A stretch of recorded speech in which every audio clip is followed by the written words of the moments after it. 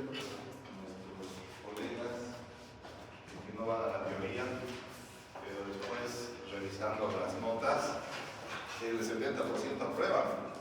¿Qué será, no? No es raro, ¿no? Pues obviamente la materia no es tan difícil. En un texto de 10 hojas no van a sacar más de 100 preguntas.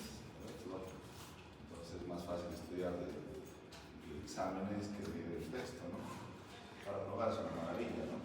Pero ya cuando hacen visita médica y los estudiantes han visto a los internos, no tienen ni idea de lo que están armando, no saben sus tipos. Entonces, creo que es conveniente también que nos sorteemos los temas según el próximo año. Entonces, la doctora Otero que lee cirugía gástrica y la de apéndice, y de esa forma, obviamente, yo voy a plantear otras preguntas de apéndice y le planteo las preguntas de cirugía gástrica, ¿no? Entonces, vamos a comenzar seguramente a hacer eso desde la próxima. Pero ahora he visto también por conveniente que hay cosas nuevas que hay que aumentar. Y es lo que vamos a ver ahora. A ver si funciona. Bueno, acá hablamos un poco de los sufijos, ¿no? Oscopía. ¿Qué significa la oscopía? Observar. Es observar, visualizar, ¿no? Entonces, la oscopía, si está detrás de gastro, que significa estómago, que va a ser es un procedimiento donde nos permite visualizar la mucosa del estómago, ¿no? La parte interna. No es lo mismo que una endoscopía alta. ¿Sí? ¿Qué es una endoscopía alta? De la boca para abajo. Es lo mismo que una gastroscopía. Opiniones. ¿Sí o no? ¿Es igual o no es igual? La endoscopía alta es una esofagoscopía, gastroscopía y duodenoscopía. ¿Sí? Y la gastroscopía solamente es la visualización del estómago. Entonces hay una diferencia, ¿no? Antes solo podíamos el ojito acá y podíamos visualizar lo que estaba pasando en ese sector, ¿no? Pero hoy en día, si han debido ver ustedes, conectamos el endoscopio a un monitor. No solamente el que realiza el procedimiento puede ver, sino también pueden ver los estudiantes, familiares, etc. Entonces es un procedimiento que ha desarrollado con el tiempo. Cuando veíamos solamente un ojito, lo que sucedía, y hoy podemos llevar las imágenes a un monitor. Cuando hablamos de sufijotomía, es corte. Si decimos hay que hacer una gastrotomía, es una apertura quirúrgica del estómago, ¿no? No van a decir es un corte, ¿no? Un corte hacen los faeneros, ¿no? Los carniceros. Entonces hablamos de diéresis o de una incisión. ¿Y para qué nos serviría abrir el estómago?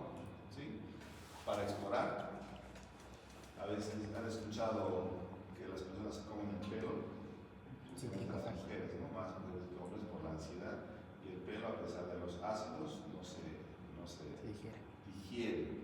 Por lo tanto, tapón en el estómago, hay que hacer un corte en el estómago y poder retirar los pelos. Entonces podemos explorar si hay un tumor, podemos resecar una lesión, podemos realizar operaciones sobre pericardias, que es la parte final del estómago, la parte inicial, o el esófago que está más arriba, o podemos hacer un corte para hacer una anastomosis del duodeno o del yeyuno, o como hemos dicho, ¿sí?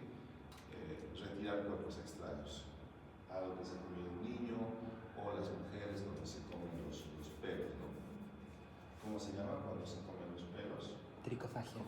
Tricofagia, ¿no? Entonces, si se comen los pelos, queda el estómago y eso a veces hay que retirarlo, ¿no? Y terminadas estas operaciones, siempre hay que volver a suturar el estómago con una sutura totalmente perforante, significa que agarra todos los bordes del estómago para poder cerrarlo nuevamente. ¿Listo? ¿Cuándo hacemos una gastrostomía? Obviamente cuando hay un problema del estómago hacia arriba, ¿sí?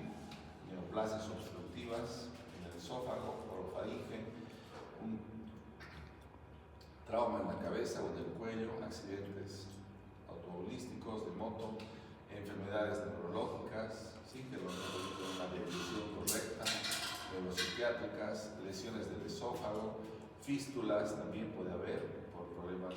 Hay gente que ha consumido cáusticos y ha quemado todo el esófago, por lo tanto no van a poder hacer la dilución correcta. ¿Cuándo está contraindicada hacer una gastrostomía? Cuando hay una obstrucción, obviamente, a nivel de la salida del estómago, ¿no? Es lógico, ¿no? ¿Cuál es la definición de ostomía? Incisión. Elaboración exterior. ¿De qué? Un sistema. Incisión. Ostomía. Ostomía. Ah, no. Evocación, sí, perdón. Hacia el exterior. Estoy incompleto. ¿De qué? ¿Del cráneo? No, de la víscera. Pituitaria.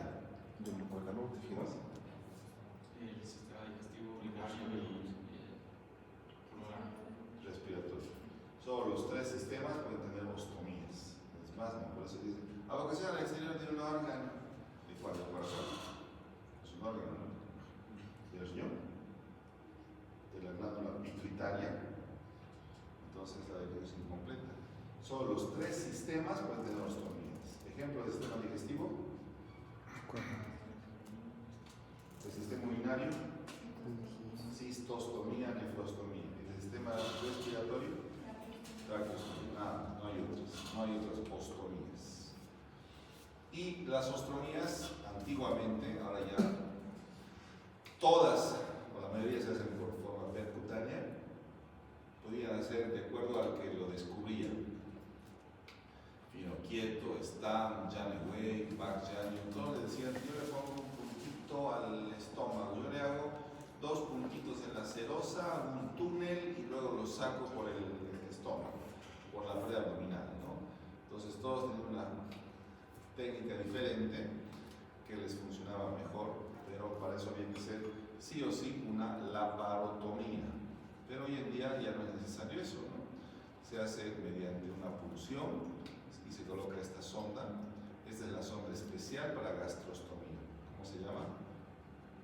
La sonda de Petzer, ¿no? Es una sonda de un italiano con doble Z, Petzer. Si se dan cuenta, tiene como una campana en la parte que está en el estómago, ¿no? Y en los lugares pobres colocamos sonda Foley, ¿sí? Inflamos la sondita como si fuera una vejiga y lo aproximamos al estómago a la pared abdominal. Funciona también, pero hasta que se rompe el balón no puede salir. Mientras que acá está, como tiene una forma de campana, no revienta, no se sale. Entonces, la sonda Petzer es ideal para hacer gastrostomías. Y hoy en día queda así. No hay incisiones, hacen por el estómago, entran al estómago, apoyan hacia la parte anterior de la pared anterior del estómago, funcionan, mediante la técnica de Seldinger, introducen su sonda de gastrostomía. Nos puede servir para alimentar a gente que tiene problemas del esófago hacia arriba, para descomprimir en algún caso, como una zona nasogástrica, ¿no? Y no se puede movilizar al paciente.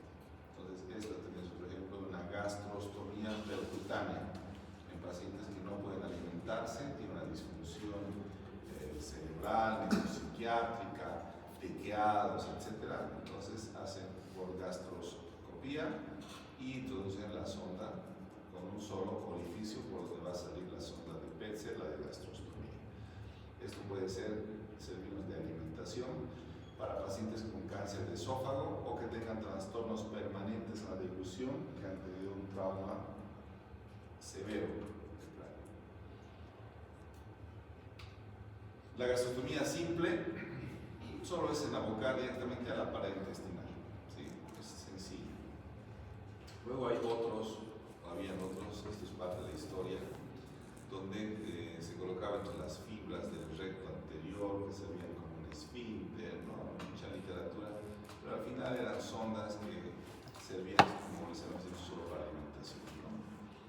Habían procedimientos tunelizados, 3, 4 puntos en mucosa del estómago y lo sacaban por un costado. Los valvulares que daban 3-4 vueltas el estómago alrededor de la sonda y recién salía por la pared abdominal. Entonces había muchas técnicas, pero al final lo que consistía era en que tenga una comunicación la mucosa del estómago con la parte atmosférica, la parte final. Y eso es lo que decíamos antes, ¿no? Una laparotomía. ¿Qué se le parece a la laparotomía? Por la ubicación, ¿cómo se llama? Como de vesícula, ¿cómo es? La de coger. Joder, te veo. Casi idiótico, ¿cómo es? Supra, es el ombligo. ¿Cómo era más? Hoy día han dicho.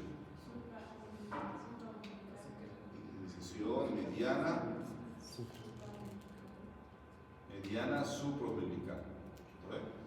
Entonces entrábamos en la cavidad abdominal, veíamos el estómago, hacíamos el orificio, dejábamos la sonda y sacábamos la sonda de gastrostomía por contraabertura.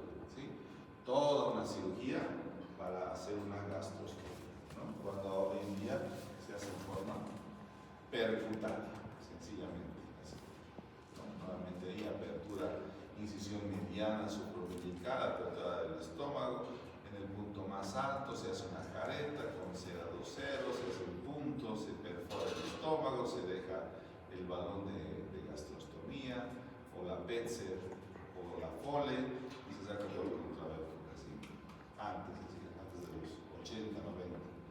Pero hoy en día esto es lo más fácil. Introducimos por la boca, llegamos al estómago, hacemos la luz a la parte anterior del estómago, ingresamos ahí con una aguja, metemos una guía, estiramos por esta sonda y esta sonda va a salir entra por la boca, ampliamos el orificio y sale por la pared abdominal, ¿sí? Inflando su valor si es que es necesario, y si no, con la sonda Petzer directamente ya se fija a la pared abdominal. Obviamente si le damos alguna arteria va a sangrar, puede haber hemorragia, se puede infectar, a veces hay fuga del contenido y eso puede causarnos también infecciones cerca de la perforación del estómago, ¿no?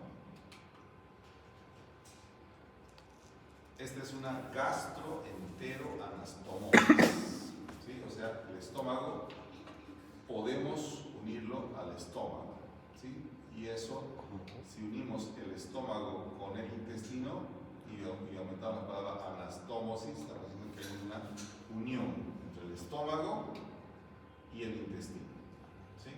Las gastroenteroanastomosis pueden ser de dos tipos: cuando se une el estómago al duodeno o cuando se une el estómago al yeyuno.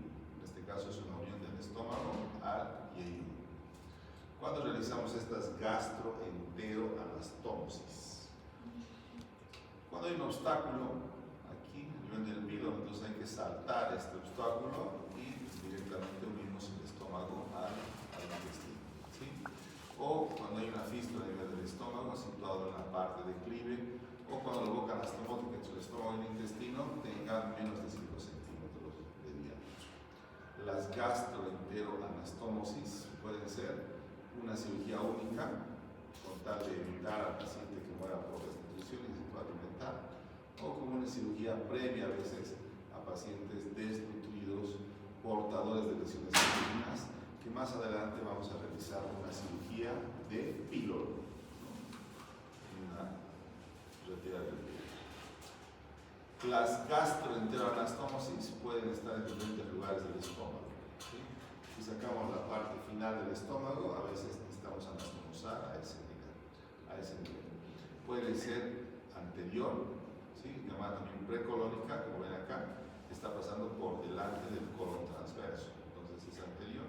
Cuando pasa por delante, anastomosis anterior o precolónica, y si pasaría por la parte posterior, sería retrocolónica, ¿no?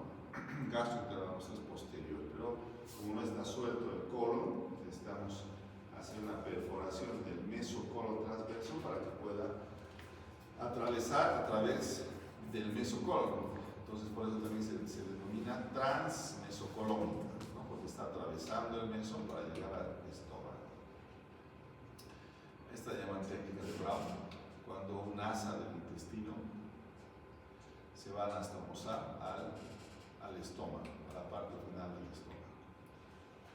Ahora, las técnicas pueden ser isoperistáltica y anisoperistáltica. ¿Sí? ¿Cuál es la diferencia de ellos? La isoperistáltica es cuando hacemos la anastomosis en el mismo sentido que el estómago se contrae con el intestino. Lo acomodamos, damos la vuelta para que el estómago se contraiga y siga las contracciones del intestino. Y anisoperistáltica cuando colocamos en sentido contrario, o sea, volcamos y las ondas que están avanzando del estómago chocan con el estómago y van a ir en sentido contrario. Entonces podemos tener dos técnicas, anisoperistáltica y isoperistáltica, de manera que nosotros podamos decidir de acuerdo a lo que en la cirugía vayamos a ver cuando hacemos este tipo de anastomosis entre el estómago y el intestino. ¿Existen complicaciones? Sí, porque no es fisiológico. A veces el estómago tiene acidez y el intestino tiene alcalinidad. Entonces, obviamente, podemos producir gastritis alcalina, ¿sí? Por la cantidad de alcalinidad que puede refluir hacia el estómago, y eso puede producir úlceras, que esas úlceras que a la larga nos pueden sangrar o a veces producir obstrucciones también o complicaciones importantes en el paciente. Cuando hay obstrucciones a nivel del píloro, antiguamente se realizaba una cirugía que se llamaba vagotomía. ¿Sí? Se hace muy poco ya, pero es bueno que lo conozcan. Significa que estamos seccionando el vago. ¿Se acuerdan dónde terminan los vagos, los neumogástricos, derecho e izquierdo? ¿Sí se acuerdan? ¿Qué número de par craneal es el neumogástrico? A veces el vago. ¿Ah? El vago neumogástrico es pleno. Neumogástrico. El 10, pues el vago. Primero, segundo. ¿Ah? Neumogástrico, el vago. Vago. 9 o 10. 10. 10, exacto. Y tiene una rama derecha y una rama izquierda. ¿Dónde acaba la rama derecha? Cuando entra a la cavidad abdominal, la izquierda se vuelve anterior y la derecha posterior. La derecha acaba en el plexo celíaco y esta es la izquierda, que va por el borde anterior del estómago hasta que acabe cerca del tubo de anatomía. Entonces, cuando hay un problema de gastritis, que hacían los cirujanos, buscaban el neumogástrico y lo seccionaban, inicialmente aquí arriba. Entonces dejaba de haber secreción ácida, por lo tanto el paciente ya no tenía úlceras ni gastritis, ¿no? Era la cura de la cirugía para la acidez, hasta que apareció los medicamentos contra la bomba de protones, el omeprazol y antes la ranitidina, y ahí dejaron de usar protectores gástricos, dejaron de operar a los pacientes con gastritis. ¿Sí? Entonces tenía la finalidad de disminuir la secreción gástrica, ¿no? Pero estos pacientes, al seccionar el neumogástrico, no había secreción, pero tampoco se contraía el píloro. Por lo tanto, el paciente quedaba con un estómago retencionista. Todo lo que comía estaba en el estómago, tenía una bolsa, una basura. Y luego de 3, 4 horas o a veces un par de días, vomitaba todo lo que estaba en el estómago. Entonces se dieron cuenta que no servía solamente cortar el neumogástrico. Había algunas otras técnicas más que había que descubrir y que lo descubrieron más adelante. Entonces las vagotomías se dividieron en 3 tipos de vagotomías. Troncular, la que cortamos cuando ingresa a la cavidad abdominal, ¿sí? Luego, bueno, acá se realiza la incisión, bla, bla, bla, bla, bla, de la laparotomía, y buscamos el estómago, el epiplón gastrohepático, ¿no? La curvatura menor del estómago. Por eso es importante la anatomía, se está dando cuenta solamente ahora, ¿no? Eso de anatomía clínica es un libro de primer año que no es muy importante, no les sirve para conocer la anatomía, pero creo que en la práctica ven la entenderla para que comprendan la cirugía, ¿no? Entonces, una vez que encuentren el epitelio gastrohepático, ahí le hacen la sección del tronco de la vagotomía, ¿sí? Entonces, ahí en el muchacho derecho se secciona. Se toma dos pinzas, entre las dos se secciona el tronco mayor llamado vagotomía troncular. Y como les decía, nos dábamos cuenta de que esa vagotomía no era suficiente. Había que hacer una piloroplastia. ¿Qué es piloroplastia? O sea, que en el píloro, el orificio de salida, se cerraba después de esa cirugía, había que ampliarla. Entonces se asociaba la cirugía de úlceras o de gastritis con, aparte de la vagotomía, hacer una piloroplastia. Se abría en forma longitudinal y se cerraba en forma horizontal, o al revés. Se abría horizontal y se cerraba longitudinal, ¿sí? Entonces, esa era una piloroplastia. Aumentando el orificio del píloro, entonces el alimento ya pasaba hacia el duodeno. Estos son los tres lugares de la vagotomía. Uno, cuando ingresa al abdomen, el tronco principal, cerca del esófago, se llamaba vagotomía troncular.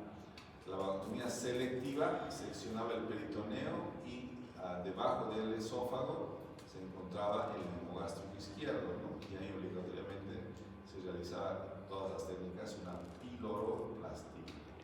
Entonces, acá está un poco más abajo, entrando al estómago, hacíamos la selectiva. Y la supraselectiva, cuando respetábamos el nervio lactario, que es este último nervio que va hacia el píloro, pero los demás nervios que van al estómago se seccionaban. Por lo tanto, quedaba solamente entero el nervio y quedaba una rama que iba a inervar el duodeno. Pero a pesar de eso, igual había estenosis del píloro, por lo tanto, todas las vagotomías se asocian a piloroplastia. Y también han empezado todos los autores que yo lo descubrí, que pongan mi nombre, entonces de Heinicke, de Mikulix, de tal, de cual. Pero al final lo que querían sobre todo era ampliar el orificio pilórico, que no sea una zona obstructiva.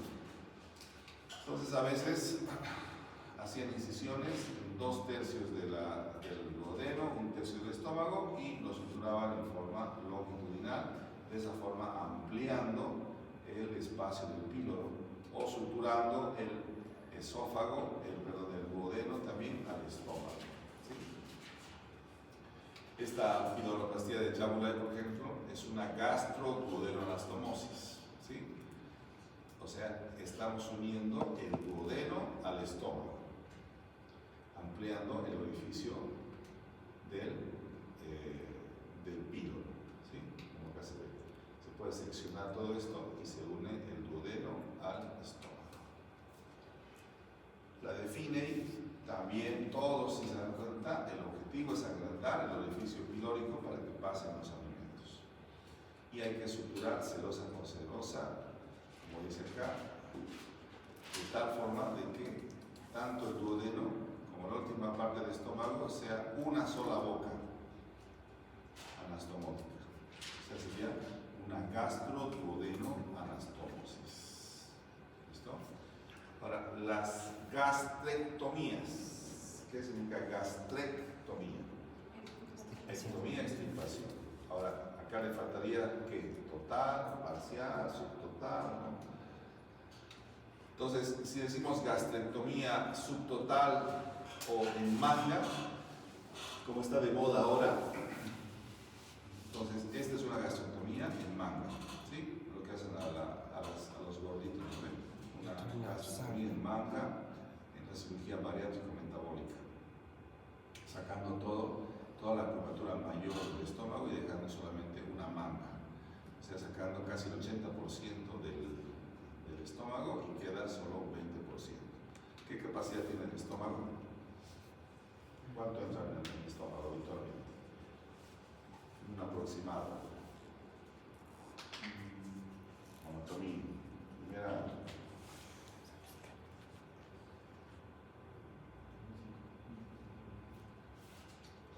¿Cuánto lleva el estómago? ¿Cuánto de chicha le entra? ¿O cerveza? ¿Qué tomas? Agua. ¿Cuánto es medio litro? Mantiéndose. ¿Cuánto entra? Ya pues, anatomía. 4 litros, doctor. 4 litros. Estás muerto de hambre. ¿Cuánto entra? 2,20. ¿Cuánto entra? No sabes.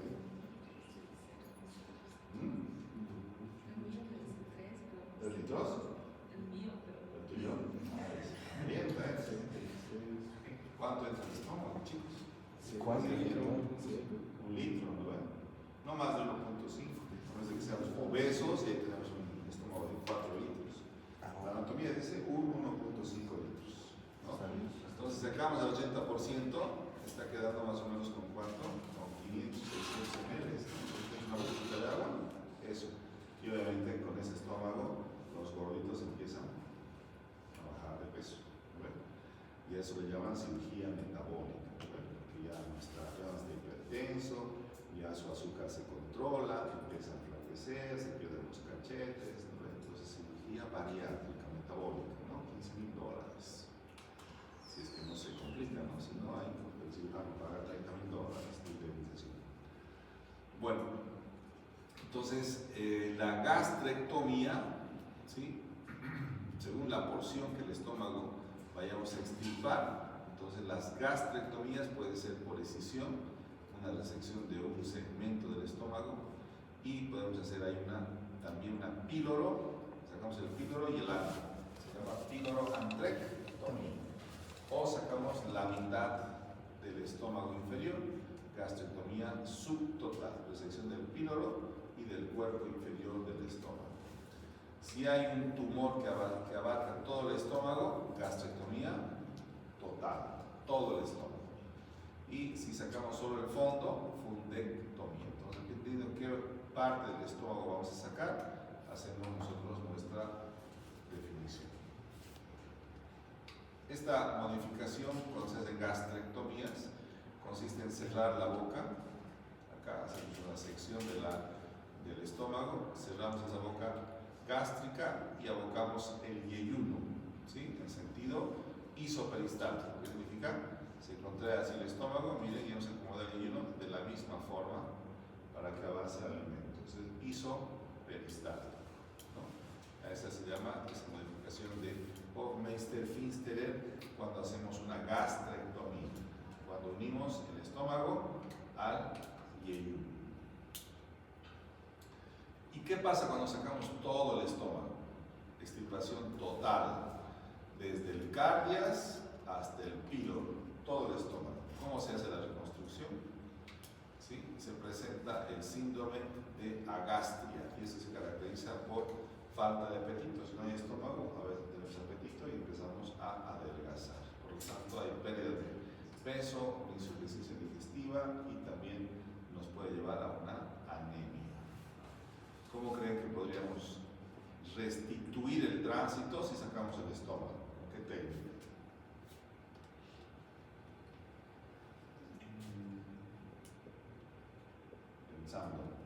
Pensantes. ¿Qué hacemos? Sacamos todo el estómago, cortamos el esófago y el píloro. ¿Cómo lo solucionamos? Una balota. Con una balota. Ya sacamos todo el estómago va y no va a salir. ¿Qué hacemos cuando sacamos todo el estómago? ¿De qué? Si sacamos todo el estómago, ¿qué hacemos? Hemos sacado desde el esófago hasta el píloro. O sea, nos está quedando la primera porción del duodeno y el esófago inferior. ¿Cómo se ve el píloro?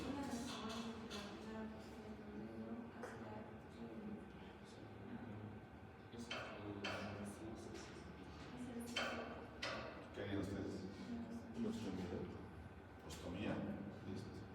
Mejor. No restituimos. ¿No? ¿Sí? Una gástrica, que es una duodenostomía para alimentar. ¿No les interesaría restituirlo? ¿Creen que el duodeno se puede subir hasta arriba? ¿Se puede o no se puede? ¿Dónde está el duodeno? Está pegado a la cabeza del páncreas. marco duodenal. Y ustedes lo van a poder desplegar para subirlo hacia el esófago y el páncreas. Entonces, ¿qué hacemos?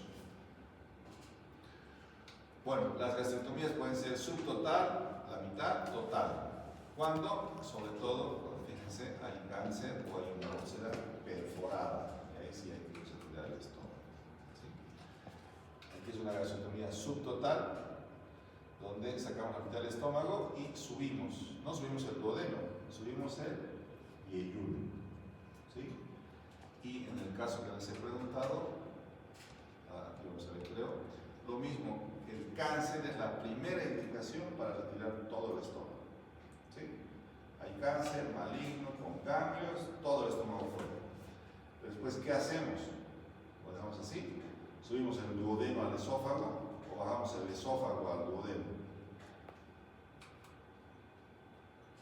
Entonces, lo que podemos hacer, esto no se mueve, el duodeno, porque está pegado a la cabeza del páncreas.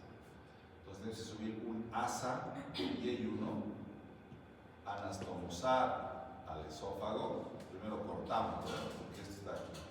Cortamos una parte del yeyuno, que es móvil, ustedes deben saber, y lo subimos a anastomosar al esófago, o así término terminal, o látero terminal. ¿Entienden? Entonces aquí tenemos una pequeña bolsa que va a emular a un estómago, y acá el yeyuno lo anastomosamos al yeyuno. O sea, el mismo yeyuno proximal al distal. Entonces estamos haciendo lo que se denomina ye de Rux. Entonces de esa forma se puede restituir el tránsito después de una gastrectomía, haciendo una, ¿por qué se llama? Porque es una ye, ¿no? Haciendo una gastro, ya no sería gastro, una esófago y unos anastomosis, en ye de Rux, ¿no? Esófago y unos anastomosis en ye de Rux. Entonces sacando todo el estómago, acá cortamos el C y subimos a la estómago acá, ¿no? Y es toda la parte lateral del esófago, ¿entienden? Esa es la restitución entonces. Entonces nuevamente, cáncer sobre todo, y obviamente las complicaciones de hemorragia, se puede fistulizar, puede haber dos síndromes interesantes, el de dumping y el del asa aferente.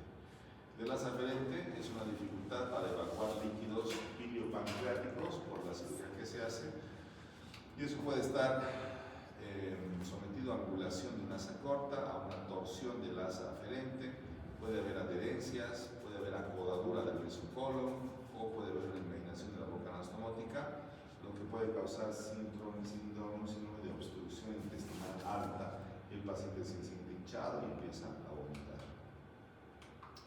Y el otro, que nos estoy diciendo, de dumping, como ya no hay estómago, pasa directamente el alimento del esófago al páncreas, al duodeno. Entonces el paciente siente una sensación de restricciones vagales que le baja la presión, sudoración, dolor, porque no hay estómago. Entonces pasa como si saltara el alimento del esófago al duodeno y causa síntomas vagales. Y eso se llama el síndrome de dumping. Bueno, ¿qué les voy a preguntar? ¿Alguna pregunta? Esta primera parte de gas trico. ¿Se entendió, no? Está igual bonito en sus textos. La siguiente clase vamos a avanzar la primera parte de la cirugía gastrointestinal y la segunda parte también de cirugía gastrointestinal. Les voy a mostrar unos videitos. No son más para 3 clases mis temas, pero me han dado hasta antes de la vacación, ¿lo ven? Tenemos 29, tenemos 1, 6 y 8. Y el 13 de julio tiene ya vacación, ¿no? Sí.